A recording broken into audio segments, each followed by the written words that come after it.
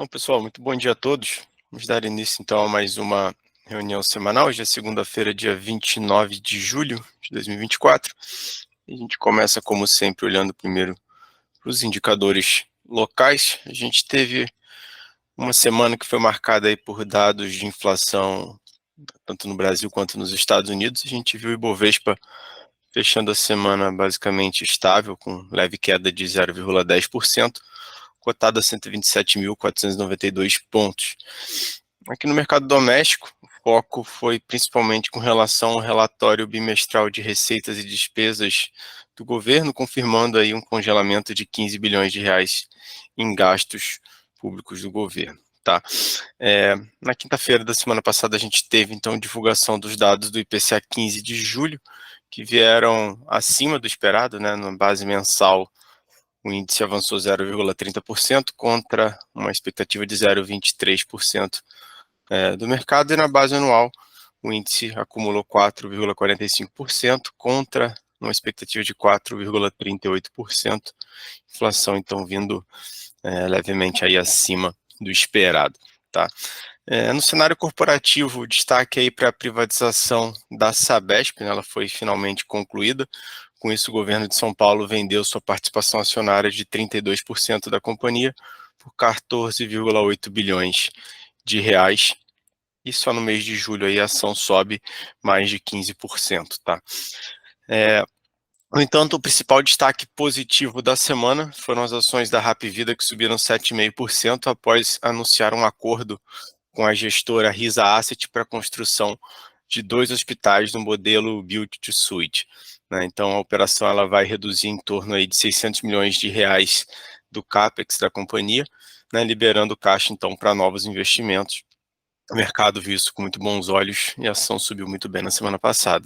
E o destaque negativo foram as ações da Uzi Minas, recuaram aí mais de 25% na semana, após divulgação do resultado do segundo trimestre de 2024 virem bem abaixo aí das expectativas, né? Resultados bem decepcionantes da empresa, e a ação caiu mais de 25%.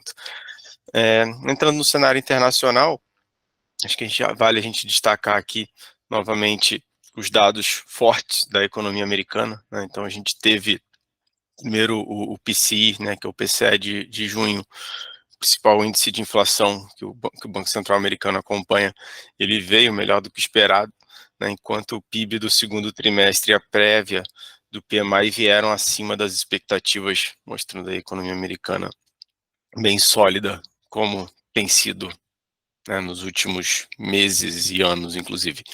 Tá.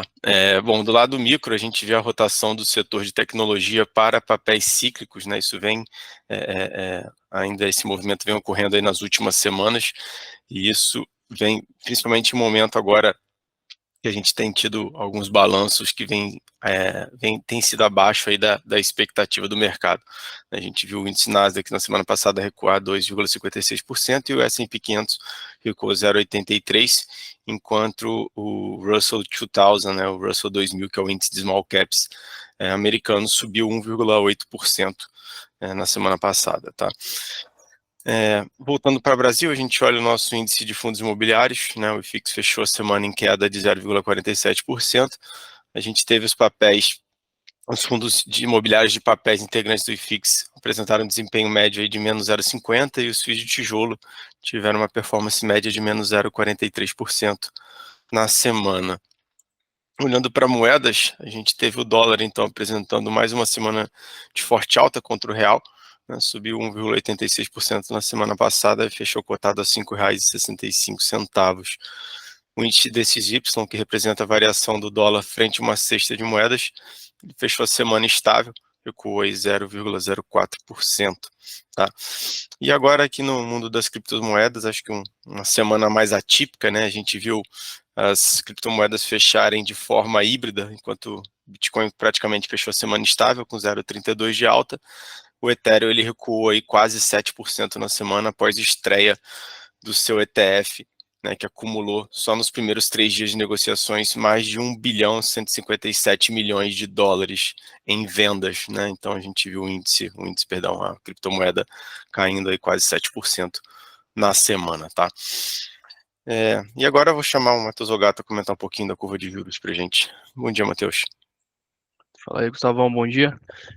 Bom, na parte de juros a gente teve uma elevação em todos os vértices da curva, né?